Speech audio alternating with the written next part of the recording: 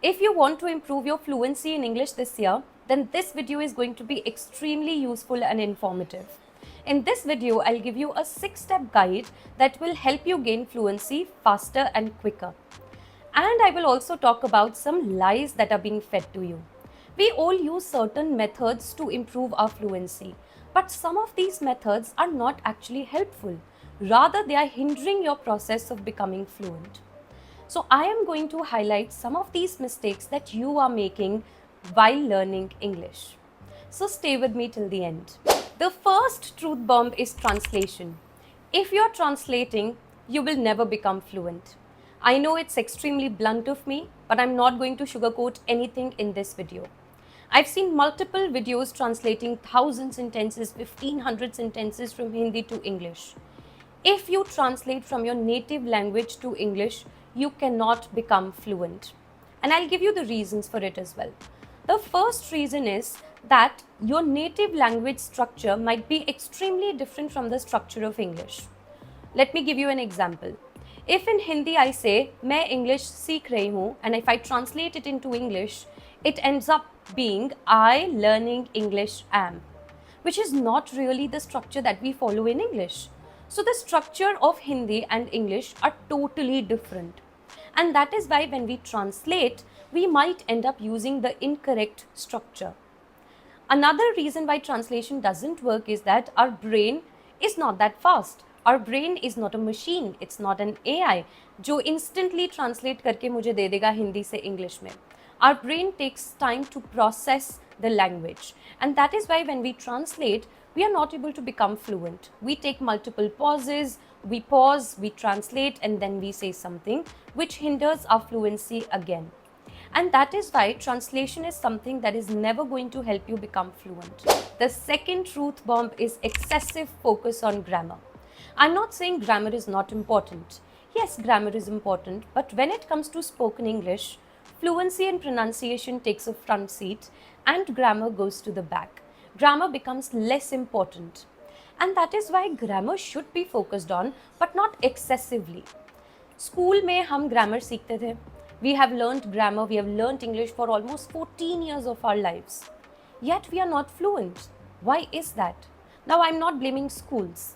Schools probably cannot handle 40 students speaking at the same time, or it is not possible for them to do spoken English classes, and that is why we see that excessive focus is given on grammar. But grammar अगर हम रटते रहेंगे, if we keep on learning grammar, we will not become fluent. यहाँ पे दो concepts होते हैं. एक होता है लर्निंग ऑफ लैंग्वेज, एक होता है acquiring the language. If we learn the language, we learn the rules, we learn when to use present perfect, past perfect, passive voice, but we actually do not use it. Acquiring a language is more natural, where you're not looking at grammar as such, but you are looking at the structures, you are looking at the sentences, the formation, and that is why grammar is less important and more importance should be given to just speaking and your pronunciation. If we focus too much on grammar, we end up being confused. And language learning doesn't have to be confusing. The third truth bomb. All those people making videos on become fluent in 30 days are a hoax. They are lying to you. When somebody tells you you can become fluent in English in 30 days, don't believe them. And if you know somebody who has actually done it, then please make me meet them. Please tag them in the comment section below because that person is literally God. According to Cambridge, it takes 200 to 300 hours of practice to move from A1 to A2 level, to move from beginner to intermediate or pre-intermediate level. So how can we possibly become fluent in 30 days? It is impossible. And the problem is that when you give yourself this goal that I am going to become fluent in 30 days, you are setting yourself up for failure. Because at the end of those 30 days, you will not be fluent and you will be demotivated. You'll feel, oh my God, I gave it 30 days, I'm not fluent anymore, let me stop it altogether. You will feel like giving up. Learning English in 30 days is not an achievable goal, it's not a smart goal. And that is why you should never fall for such videos. You should never fall for such, these are just marketing tactics, okay? This is not something that is going to help you actually become fluent. And this is the truth. This is the reality. As I said, I'm not going to sugarcoat anything. Learning a language is consistent effort.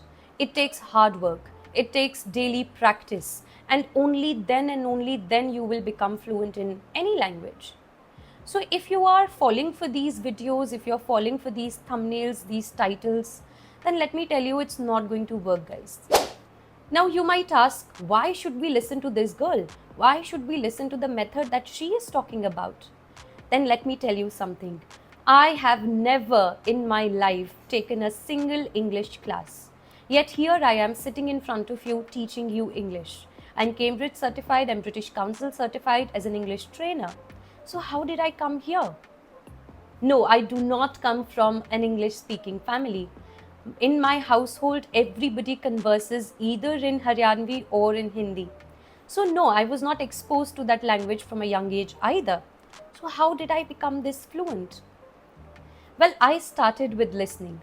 When I was in 11th or 12th standard, a lot of my friends were watching the sitcom Friends. And they told me you should go ahead and watch it. I started listening, I started watching the TV show, and initially I struggled. I was not able to understand what is being said. I was not able to understand the words. It was too fast for me.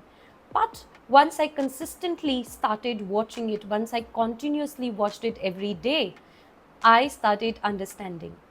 Then I went to college. In college, I was doing bachelor's in English. And everybody in my course used to talk in English. Our teachers used to speak in English. Our peers, my friends used to communicate in English. And I felt a bit left out. But I was forced into that environment where I had to converse in English. There was no choice, there was no option. And it's not like I didn't make mistakes. I used to make mistakes with the simple past tense. I remember one of my friends coming to me and telling me, Surbhi, you make mistakes with the simple past tense, and they corrected me. Now, when that friend corrected me, I could have done two things. Either I could have shut down and stopped speaking in English altogether, or I could have gone home, corrected my English, and never repeat the same mistake again. Now, people are going to embarrass you. People are going to correct your mistakes. But it is your choice on how you react. If you react and completely shut down, then your journey ends then and there. But if you go home and look at your mistakes and improve them and make sure that you do not repeat them again, you will be the one laughing. You will be the one who is victorious. We cannot control what people do, but we can control our reaction to it. So this was my journey of learning English, and after doing my master's, I became a teacher. And that is why I think I can help you with your language journey as well, so that you can improve. And I wish somebody had told me that when I was learning it, but that didn't happen. But I'm here for you guys. I'm sorry guys, I had to cut this video because it was turning out to be extremely long. I will be posting a 6-step guide on Monday by 6 or 7 p.m. So stay tuned, keep unscrewing English with me. I'll see you next time.